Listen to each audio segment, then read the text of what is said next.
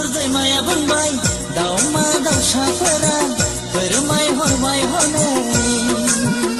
जिउनि अनजालि जिउनि लोगोरि अरायनि नों आंनि गौरां दैसा बुंबाय एम्फौ एनलाफोरा फोरमाय हरबाय हनै जिउनि अनजालु जिउनि लोगोरि अरायनि नों आंनि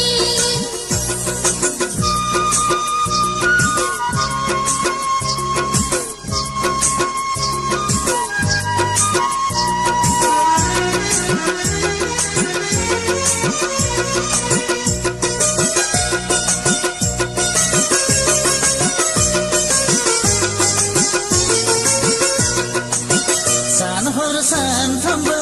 सानबाय थासै आं सिमां मोगथां नुबाय थासै आं नोंजोंनो जुलि जानाय नोंखौनो बिखायाव गोबाना लानाय नोंजोंनो जुलि जानाय हो नोंखौनो बिखायाव गोबाना लानाय सान हर जेब्लाबो गोसोखांसै आं सिमां मोगथां नुबाय थासै आं नोंजोंनो गेलेबाय थानाय नोंनिनो बिखायाव बजबना लानाय नोंजोंनो गेलेबाय थानाय नोंनिनो बिखायाव बजबना लानाय बुरलुंबुथुर दैमाया बुंबाय दाउमा दाउसाफोरा फोरमाय हरबाय हनै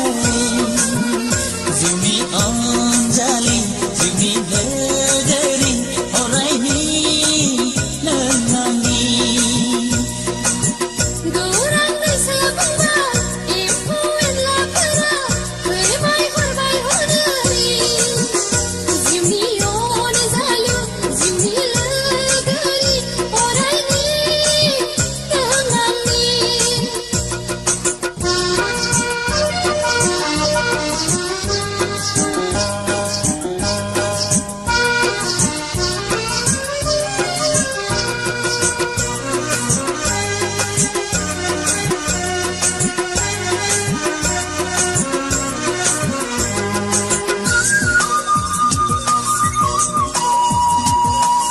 जेरावखि थाङा मानो नोंखौल' नुसै आं जाफुंगोन ना जाफुङा जोंनि मिजिङा नोंजोंनो आंनि जुलिया हारसिङै इसोरनाव बिखोमाबायसै नोंजोंनो आंनि जुलिया हारसिङै इसोरनाव बिखोमाबायसै जेरावखि थाया मानो नोंजोंल'सै आं जाफुंगोन ना जाफुङा जोंनि थांखिया नोंजोंनो आंनि जुलिया हारसिङै इसोरनाव आरज गाबसै आं नोंजोंनो आंनि जुलिया हारसिङै इसोरनाव आरज गाबसै आं बुरलुंबुथुर दैमाया बुंबाय दाउमा दाउसाफोरा फोरमाय हरबाय हनै